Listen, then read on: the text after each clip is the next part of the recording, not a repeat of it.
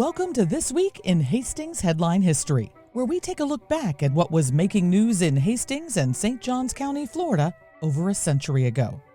In this podcast, I'll share stories directly out of the pages of the Hastings Herald, which was published weekly in the early 1900s. So let's go back in time for some top news stories from this week in 1920. This week, everything in town related to potatoes, from the articles to the ads. The town had potato fever. Why? Well, weeks into the season, prices for potatoes were holding steady and high, and Hastings was leading the South in potato shipments.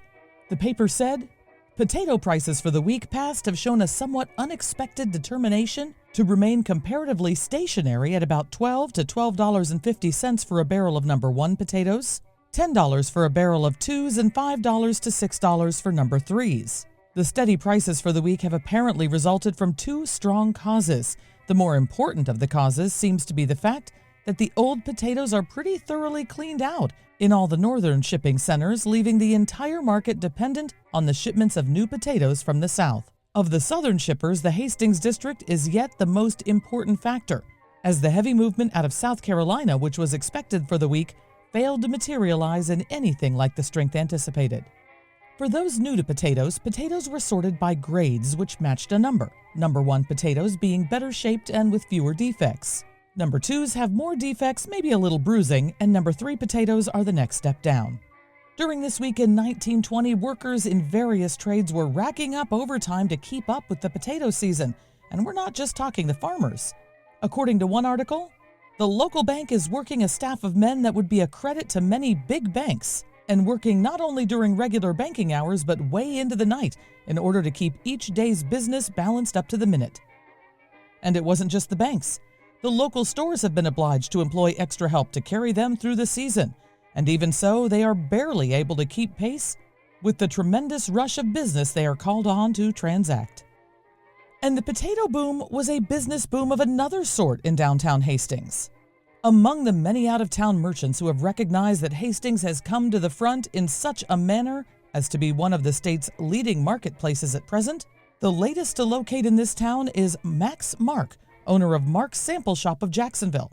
Mr. Mark's store has been familiar to nearly all residents of Florida as a ladies' wear shop, and his local introduction this week is the introduction for the Hastings branch of the store for Mr. Mark. The Hastings branch has been located in a vacant store space across from the bank, the stock arriving on Thursday. Since that time, Mr. Mark and his son Hugo Mark have been busily engaged in getting the stock on the racks and in shape for the real opening of the store Monday morning. It is doubtful if a larger display of fine women's wear has ever been gathered in one store in Hastings than that which will be exhibited when the branch store is opened. Now it's time for this week's Talk of the Times, where I give you a glimpse of what people were thinking in Hastings and St. Johns County over 100 years ago. This week, people were noticing that the potato prosperity in Hastings was leading to a lot of changes in what had been a little town and didn't seem so little anymore. The article reads, "The great wave of prosperity which was expected to spread over the Hastings district as a whole is just beginning to make itself felt, and from this time forth will unquestionably increase from day to day. As the various farmers complete their own digging and begin to receive their returns, they are able for the first time to really check up on their crops and figure the actual amount of their returns. In some cases, these returns are almost fabulous, while in others they are remarkably good. It has been generally conceded that more than 90% of local farmers will not only make money, but will make a great deal of money, the amount depending on the size of their acreage and on the success they had in bringing their crops through the series of local disasters. The gauge of prosperity in this section is probably best applied by noting the numerous outside interests which have come to locate temporarily. Automotive dealers galore to be found at every angle, representing virtually every known type of automobile, and a few unheard of. Any man who wants to buy an automobile, any kind whatever, can find it parked somewhere in the center of Hastings. Furthermore, he can find attached to it a salesman who is ready and anxious to detail all its superior qualities and sell it to him out of hand for cash, trade, or installments. If the farmer craves jewelry, he need go no farther than the center to find the finest displays of jewelry to be discovered anywhere outside Jacksonville, Tampa, or St. Augustine. Furthermore, the jewelry stores are not fly-by-night concerns, but actual branches of two of the biggest and most reliable jewelry concerns in the South. That one is located in a millinery shop and one in a restaurant is a matter of no concern. An outside company which can come into Hastings and find space is fortunate. Talking machines of every description are offered for sale in all manner of unexpected places, while pianos and other musical instruments can be purchased with ease. And as in the case of the jewelry stores, the companies handling both talking machines and pianos are the leaders of their line in the state. Ladies Ready to Wear in Jacksonville has moved an entire department of it to Hastings and located in the only vacant store in town, where gowns of remarkable fabrics and textures are displayed in profusion. Nor are the artistic and luxurious articles the only things on display throughout the town. Agents for farm electric light plants are busy in the section, while dealers and many other articles designed for the improvement of the farm and home can be located at a moment's search in almost any part of the business section of town. Perhaps the greatest of all has occurred in the rooms and for the small army of transients who have descended on Hastings to work in the shipping yards, in the offices, the stores, and the branch stores of outside concerns. The two hotels were overcrowded at the very onset of the season, as were the boarding houses. Next, every house in town has been canvassed thoroughly by hopeful strangers who pleaded for accommodations. Tents were resorted to in some cases, while other transients found lodging in various out-of-the-way spots. A local lawyer who'd been out of town for several days returned home to find a cot placed in his office, which had been temporarily pressed into service. Even with all such means being used, it becomes a mystery where many of the transients manage to find accommodations. But as the streets are emptied late at night, it seems safe to assume that everyone has contrived to find sleeping quarters somewhere. Amusements are being furnished by two sources, both of which made their appearance after the season opened and in response to a local popular demand for amusement of some sort. A carnival company with merry-go-round, pitch the ring, and all the popular and familiar details of the old-time country fair attractions has established itself near the center of town, where it appears to be doing a thriving business every night. Another attraction is offered by a motion picture show conducted every night in a tent near the location of the carnival company, and which also seems to be making good.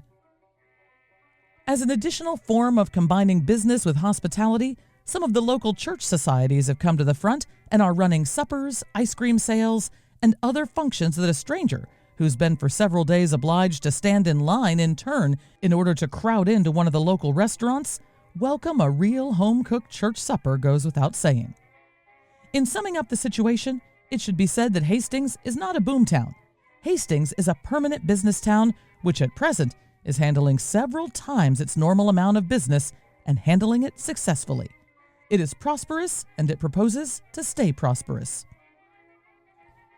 I hope you enjoyed this week's edition of Hastings Headline History. This podcast was brought to you by Presenting the Past, bringing history back to the present through historic presentations and the sale of treasures from days gone by. This episode was written and produced by me, Michelle Murillo, with the aid of vintage copies of the Hastings Herald. Now it's time for this week's musical memory, when we listen back to a song that everyone was listening to 100 years ago. As we're in the week of Memorial Day, how about a military musical memory? This week's song is a recording from the first decade of the 1900s, but it was composed 40 years earlier, back in 1862, during the Civil War. George Frederick Root wrote the song to increase enlistment and rally Union troops, but there was also an altered version of the song used by Confederate troops. The song was also used to help in the re-election campaign of President Abraham Lincoln in 1964. Here's a Harlan and Stanley 1907 recording of George Frederick Root's war song, Battle Cry of Freedom.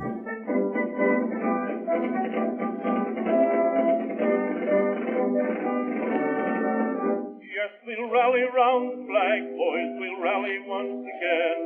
Shouting the battle cry of freedom, we will rally from the hillside, we'll gather from the flame. Shouting the battle cry of freedom, the Union forever, hurrah, boys, hurrah. Down with the traitors, up with the stars, while we rally round the flag, boys, rally once again. Shouting the battle cry of freedom. We are springing to the call of our brothers gone before, shouting the battle cry of freedom. freedom, and we'll fill the vacant rank with 1,000,000 freemen more, shouting the battle cry of freedom. The Union forever, hurrah, boys, hurrah! Down with the traitor, up with the star, while we rally round the flag, boys, rally once again, shouting the battle cry of freedom.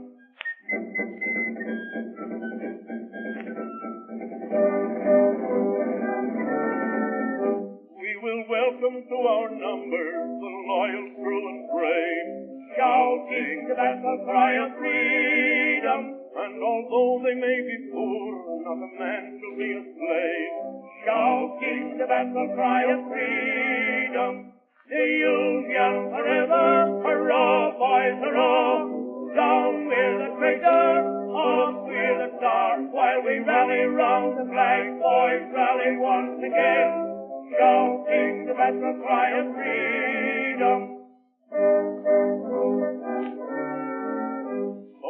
Springing to the call from the east and from the west, shouting the battle cry of freedom, and we'll hurl the rebel crew from the land we love the best, shouting the battle cry of freedom.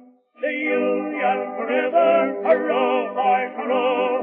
Down with the traitor, up with the star, while we rally round the flag, boys, rally once again, shouting the battle cry of freedom.